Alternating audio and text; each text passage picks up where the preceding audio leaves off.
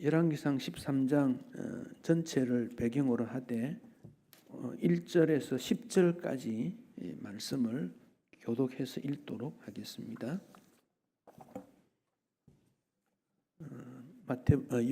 열왕기상 13장 1절에서 10절 말씀 교독하겠습니다. 보라, 그때에 하나님의 사람이 여호와의 말씀으로 말미암아 유다에서부터 베델에 이르니 마침 여로보암이 제단 곁에 서서 분향하는지라.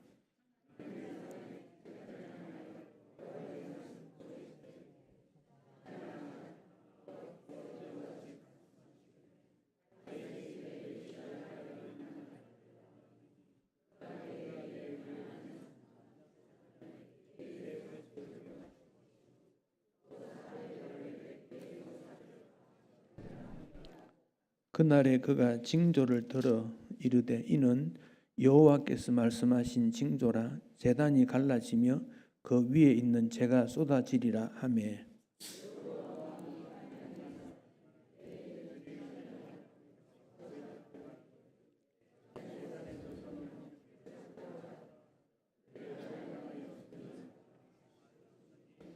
하나님의 사람이 여호와의 말씀으로 보인 징조대로 제단이 갈라지며 재가 제단에서 쏟아진지라.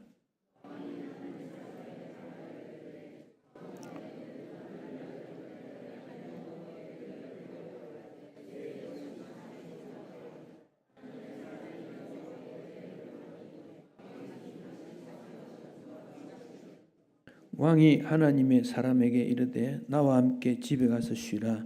내가 네게 예물을 주리라.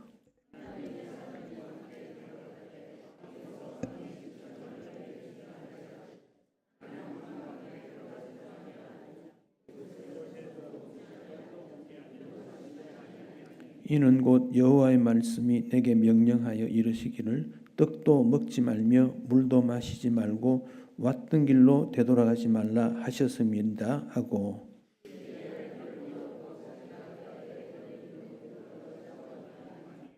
아멘. 10절까지 보겠습니다. 여러분, 여로보암이 그지요? 북이스라엘의 왕이지요. 여로보암. 그 여로보암이 북이스라엘의 나라를 세우면서 백성들이 남쪽 유다 예루살렘에 내려가지 않도록 세 가지 잘못된 정책을 세웠다 말씀드렸습니다.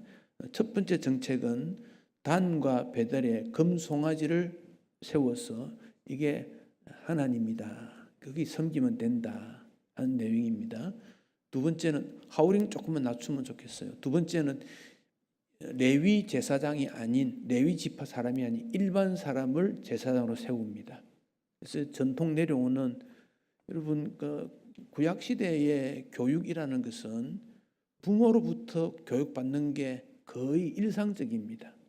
그래서 굉장히 전통을 중요하게 여기는데 레위 지파 아닌 아무나 일반 백성 중에 하고 싶은 사람 제사장 세운 거예요. 그럼 제대로 제사가 드려지지 않지요. 세 번째는 절기의 변경입니다. 유대력으로 7월 15일 초막절을 전후해서 그때는 절기를 한 달 미루어서 유대력으로 8월 15일을 정한 겁니다. 절기를 변경한 겁니다. 유대력 7월 15일이면 우리나라 같으면 한 9월 말 정도 됩니다. 우리나라 계절로 하면 8월 말 같으면 10월 말 됩니다. 초막절 해야 되고 추수해야 되고 또 나팔절이 있고 절기가 많아요 그때가. 근데 복잡하니까 미루자, 세 가지를 여로보암이 변경한 겁니다. 여로보암이 모세가 하나님으로부터 받았던 광야에서 시내산에서 맺었던 율법, 제사법, 성막제도, 절기 이런 것들을 다 깨뜨려 버린 거예요. 그러니까 이 파괴가 된 거예요.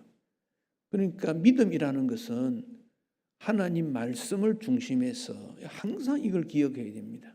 하나님 말씀 중심이고 하나님이 말씀하신 것 중에 특별히 모세오경에 있는 말씀을 가지고 하는 거예요.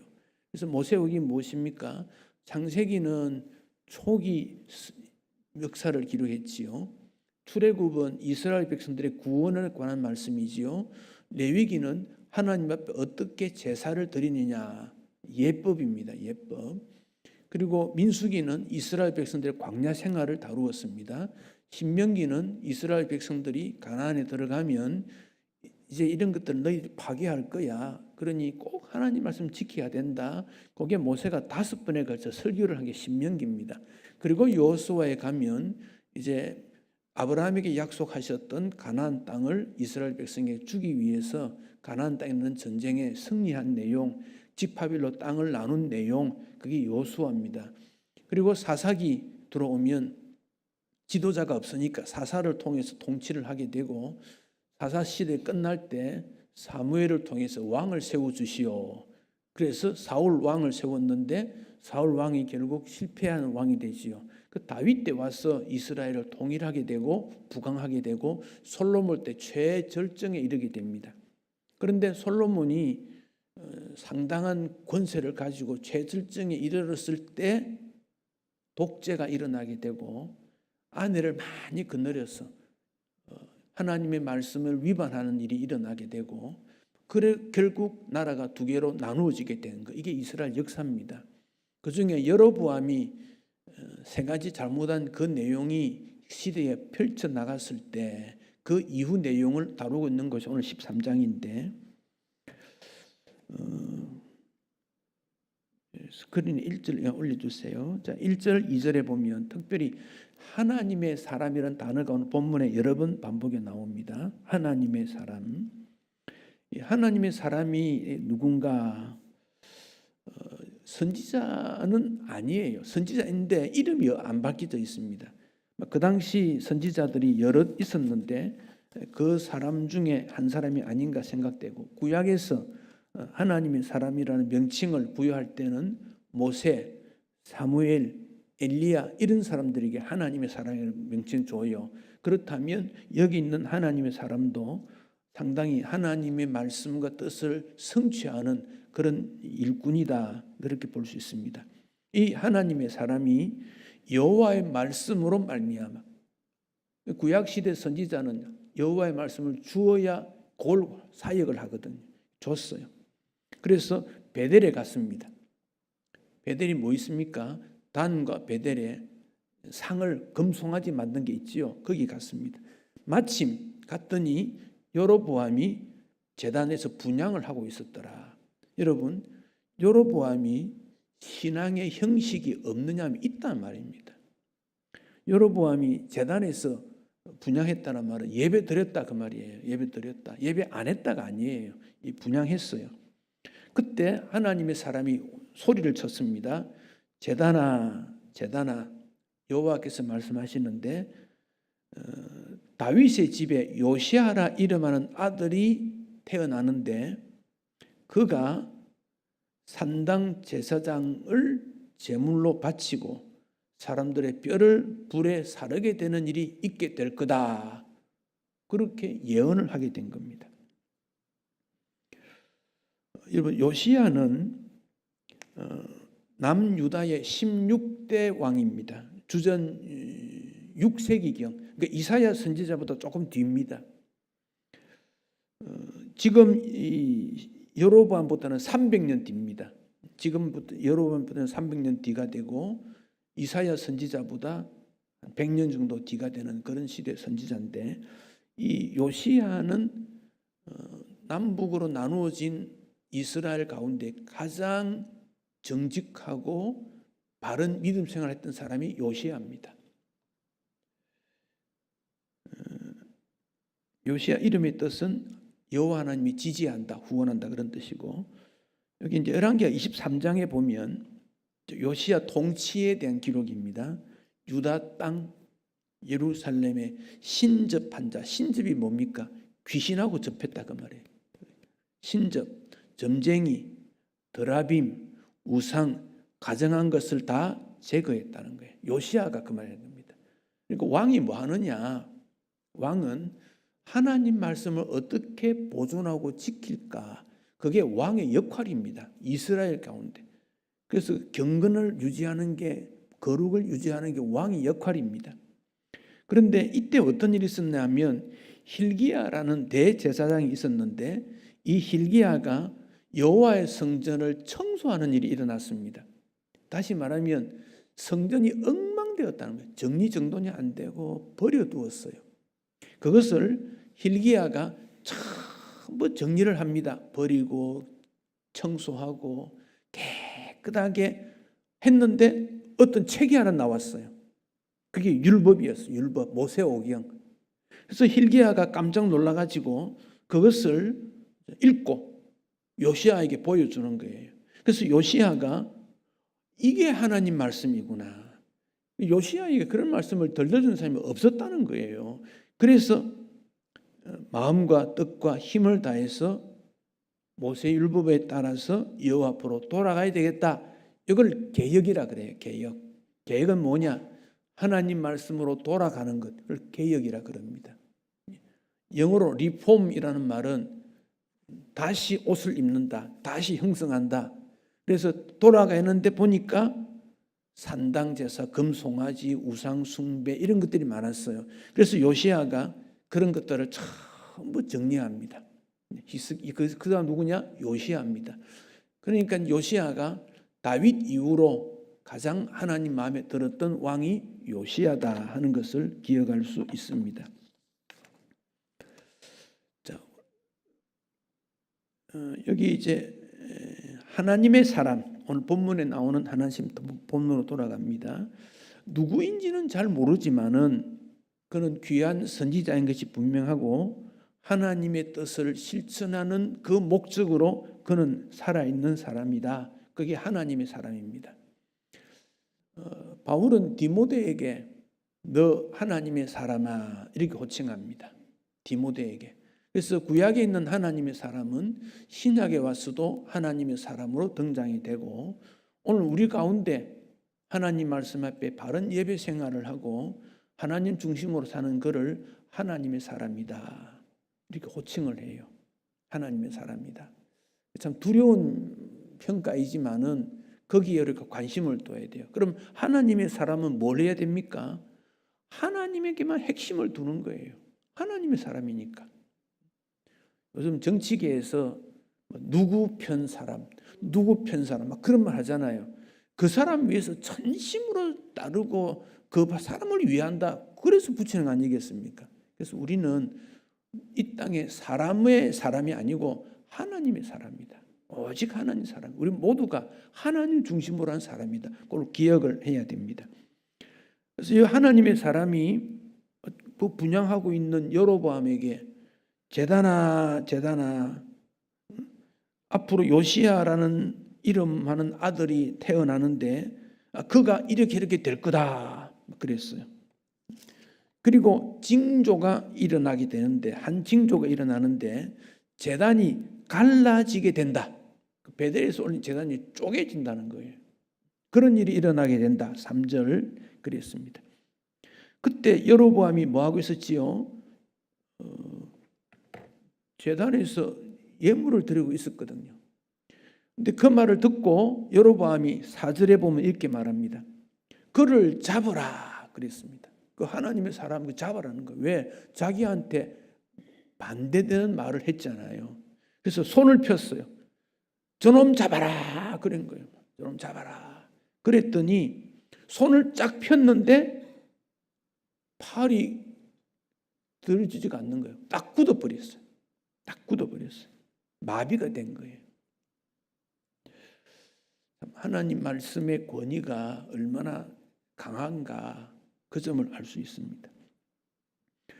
여로보암이 팔을 딱 펴가지고 그리 했겠지요.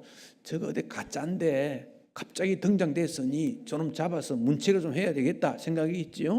그래서 잡아라. 그런데 팔을 딱 뻗었는데 팔이 마비되니까 이거 문제가 있구나. 이거 하나님의 징계구나. 그 점을 깨닫습니다. 그리고는 하나님의 사람 앞에 뭐라고 하느냐 하면 6절에 보면 하나님 앞에 은혜를 구해서 팔이 다시 회복되도록 좀 기도해 주시오. 그랬더니 그 하나님의 사람이 기도했어요. 그러니까 팔이 이제 바로 된 거예요. 정상으로 돌아온 겁니다. 그러니까 여로보암이 그 하나님의 사람에게 우리 집에 가서 좀 쉬고 음식도 좀 먹고 차도 한잔하고 쉬었다 가세요. 그렇게 요청을 하게 된 것입니다. 그러자 그 하나님의 사람이 아닙니다. 나는 그렇게 할 수 없습니다. 바로 가야 됩니다. 그리 말합니다. 자, 여기서 우리가 하나 생각할 것은 여로보암의 팔은 인간의 권세를 의미하고 있습니다. 왕의 팔 아닙니까? 아주 힘 있는 팔이지요. 그런데 하나님 말씀보다 아주 약하다는 거예요. 그래서 우리가 이 점 조심해야 됩니다. 하나님 말씀을 항상 생각해야 됩니다. 그 하나님의 사람이 뭐라고 하느냐면 왕의 재산의 절반을 주어도 왕의 집이 가지도 않고 식사도 안 하겠다. 그리고는 9절에 보면 하나님께서 명령하셨는데 물도 마시지 말고 떡도 먹지 말고 가던 길로 가지 말고 다른 길로 가라고 명령했다. 그래서 10절에 다른 길로 갔다 그랬습니다. 다른 길로 갔다. 하나님께서 갔다 그랬습니다. 여기까지 보면 그 하나님의 사람이 그래도 하나님 말씀을 잘 수행했다 하는 점 알 수 있습니다.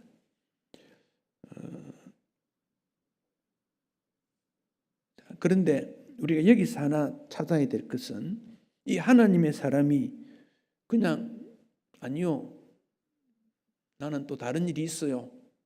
그리고 갔으면 좋은데 왕과 함께 집에 가지도 않고 떡도 물도 마시지 않는다고 하나님이 말했다. 이것은 여호와 하나님의 사람에게 준 하나님의 비밀이거든요. 여러분, 영적인 내용에 대해서는 우리가 기억해야 될 것이, 우리가 기도를 한다든지 성경을 읽었을 때 어떤 깨달음이 있을 때 이것을 가능하면 말을 하지 않는 게 좋습니다. 왜냐하면 그 말을 옆 사람에게 말하는 사이에 부풀게 되고 더 내 생각을 포함시키게 되고 또 그 사실을 사탄이 듣고 있어요. 그래서 비밀스러운 하나님의 어떤 계획, 어떤 중요한 일들 있을 수 있어. 인간 세계에 있어서 그럴 때는 이래 입을 닫는 게 유익합니다. 이 하나님의 사람이 그랬으면 참 좋았겠다 생각하는데 그렇지를 못했어요. 잠언 4장 27절에 치우치지 말라는 말씀과 그리함으로 하나님의 뜻을 따라가는 선을 추구하는 그 교훈이 있습니다. 롯의 아내가 뒤돌아보다가 다시 말하면 치우치다가 경고를 받았고 소금 기둥된 거 기억해야 됩니다. 그 10절까지 내용은 제가 지금 말씀드린 내용이고 11절부터는 또 다른 내용이 전개된다 들어보십시오. 11절 이하에 그때 베델에 뭐가 있느냐 하면 선지 학교가 있습니다. 선지 학교는 요즘 같으면 신학교입니다. 이 신학교는 이전에 사무엘 때 세워진 학교가 있습니다. 베델, 세겜, 길갈 이런 곳에 여러 곳에 선지 학교를 세웠어요. 학생들이 찾아오기는 어려우니까 교통이 복잡하니까 곳곳마다 세워서 많지는 않을 거예요. 몇 명씩 하나님 말씀을 배우고 기도가 영적 훈련시키는 학교인데 베델에도 있었어요. 거기에 한 늙은 선지자가 있었다. 근데 이 사람 누구냐? 그 선지 학교의 대표로 보면 돼요. 학장이나 원장이나 그 정도 되는 거예요. 이 사람이 있었는데 그 선지 학생이 와서 이런 일이 있었다고 알려준 거예요. 나이가 많으니까 직접 정보를 못 들었는데 학생들이 이제 생활하다 보니까 여로보암에 일어났던 이런 일이 있었습니다. 들려주는 겁니다. 그러니까 늙은 선지자가 말합니다. 그래, 그 하나님의 사람이 어느 길로 갔냐 물어봅니다. 그랬더니 그 선지 학생들, 여기 아들들 표현했는데 그 선지 학생들입니다. 유다로부터 왔으니까 유다로 갔지 않았겠습니까? 그랬더니 이 늙은 선지자가 나귀를 준비하라. 안장을 넣고 14절에 하나님 사람 뒤따라갔다 그랬습니다. 나귀를 타고 달려갔겠지요. 달려가니까 상수리 나무 안에 이제 쉬는 것을 봅니다. 하나님의 사람이. 그래서 만났습니다. 당신이 하나님의 사람이냐? 그렇다고. 그러면 나와 함께 집에 가서 떡 먹으러 가자. 식사 같이 하자. 그런 거예요. 식사하자. 그러니까 여러분, 이 하나님의 사람이 식사하러 가자 그랬을 때 어떻게 하는 게 제일 좋겠습니까? 아닙니다. 식사 지금은 할 때가 아닙니다. 나는 내 길로 가야 돼. 하나님께서 말씀하시기를 물도 먹지 말고 떡도 먹지 말고 바로 떠나라 그랬으면 가야 되는 거예요. 그런데 이 하나님의 사람보다 더 나이가 많고 또 지역의 유지고 그런 사람이 나타나서 우리 집에 가서 식사 좀 이렇게 하고 가면 좋겠다. 그랬더니 이 하나님의 사람이 함께 갔다. 함께 갔다. 자, 여기서 이 나이 많은 선지자, 늙은 선지자가 왜 갔겠습니까? 그 이유는 여로보암에게 하나님의 사람이 나타나서 그런 징조를 말했다면 이 늙은 선지자가 왜 나에게는 그런 일이 일어나지 않겠나라고 생각한 거예요. 하나님이 나를 통해 말씀하지 왜 그 하나님 사람 유다에 있는 사람 불러서 했을까? 조금 그런 생각했겠죠. 그래서 이 하나님의 사람하고 만나서 좀 대화도 하고 내가 어떤 존재인지 좀 알아야 되겠다. 그래야 되는 거예요. 그래서 식사하자 그런 거예요. 그러니까 처음에 이 하나님의 사람은 거절합니다. 안 됩니다. 나는 바로 가야 됩니다. 그랬더니 18절에 뭐라고 하느냐면 나도 선지자다. 나도 선지자다. 그런데 천사가 나에게 무슨 말 하느냐면 당신을 내 집으로 돌아가서 떡 먹고 물 마시게 해야 되는 거다라고 거짓말을 했다 그 말입니다. 거짓말은 늙은 선지자가. 그러니까 이 늙은 선지자가 자기 생각을 하나님의 뜻이라 생각하고 거짓말을 했다. 그러니까 이 하나님의 사람이 그거 맞나 보다.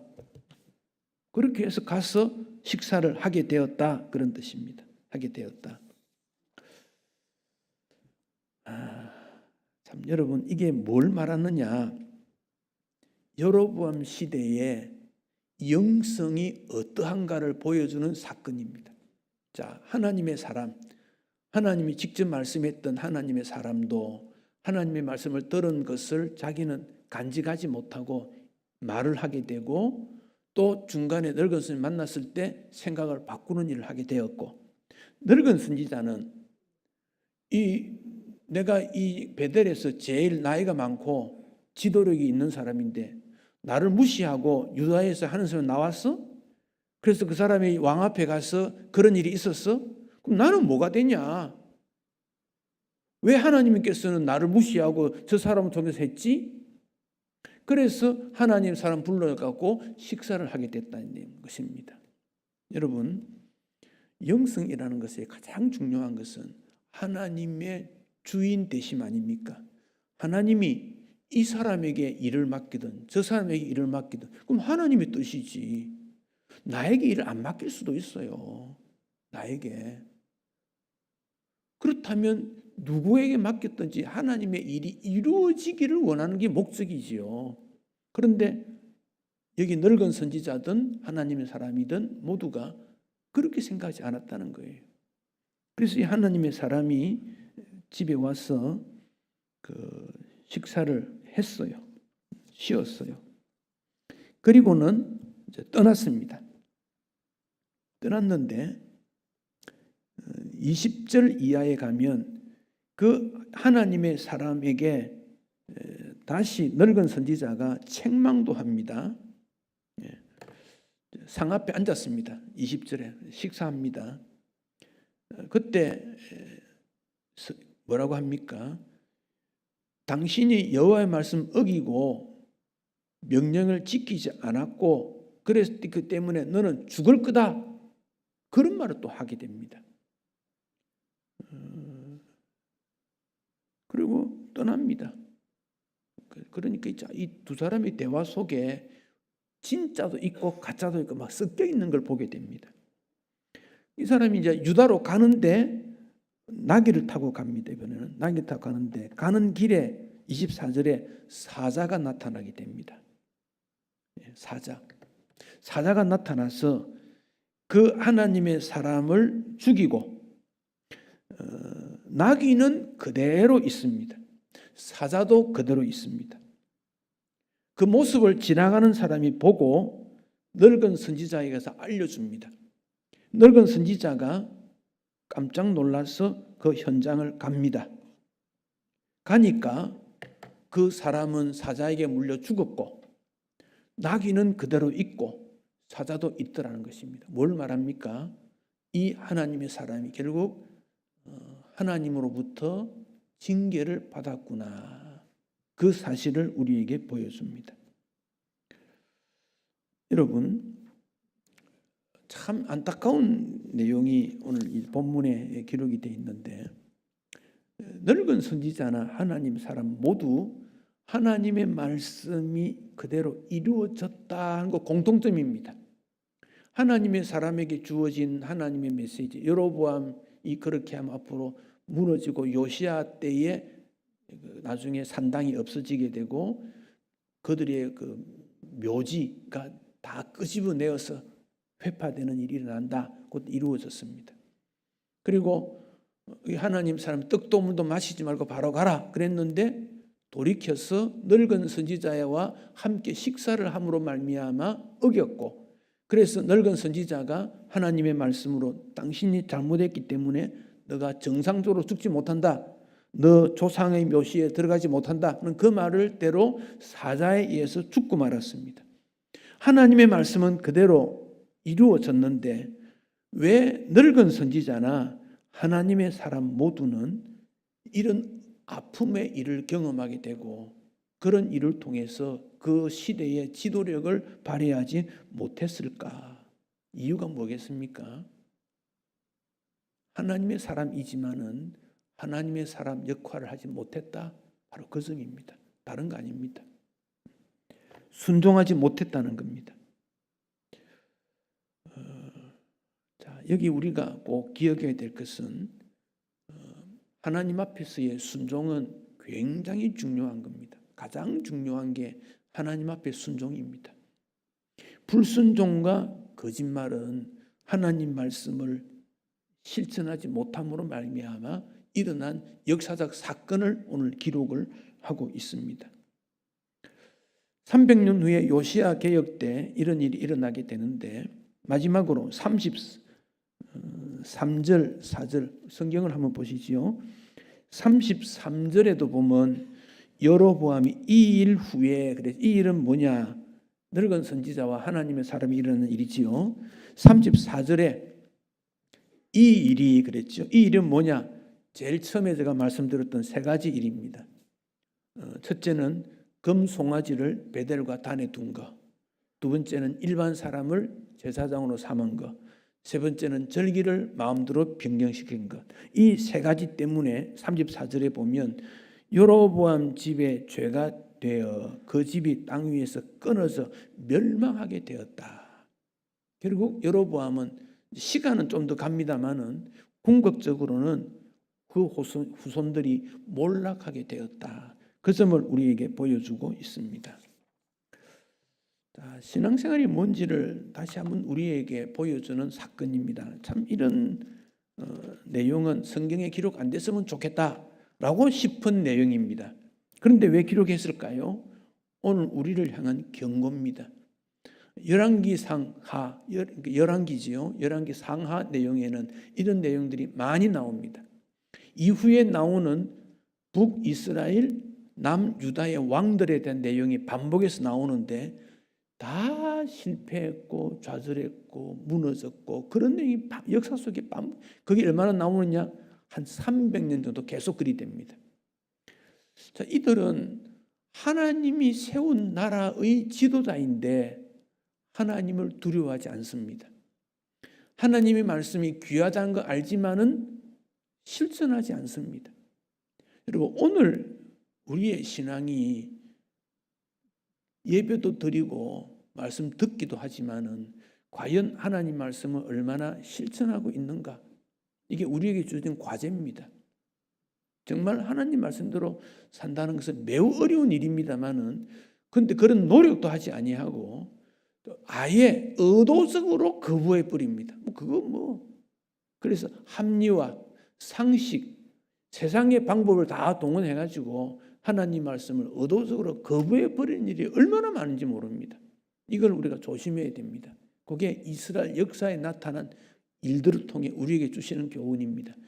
그래서 주님이 뭐라고 하십니까? 마지막 때가 되면 선한 사람은 더 선해지고 악한 사람은 더 악해진다. 더 부자가 되고 가난해진다. 그런 말 하지 않았습니다. 부자든 가난하든 관계없습니다. 나이 관계없습니다. 선을 추구하는 사람은 더 선해서 하나님 앞에 가까이 가지만은 악을 추구하는 사람은 더 악해서 극으로 나누어지게 될 거다. 천국과 지옥으로 나누어지게 된다. 그 교훈을 줍니다. 오늘 우리는 하나님 말씀 앞에 하나 들었으면 하나 실천하고, 둘 들었으면 둘 실천하고, 5개 들었으면 5개 실천해야 됩니다. 그렇지 않으면, 불순종하면 우리도 그 대상이 된다는 두려운 마음이 있었어야 됩니다. 그가 여로보암입니다. 그래서 여로보암의 길을 가서는 안 된다는 교훈 꼭 기억하시고, 다윗의 길을 걸어야 되겠다. 다윗의 순종을 꼭 기억하시고 다윗의 길을 걷는 주의 백성들이 되시기를 바랍니다. 찬송하십시오.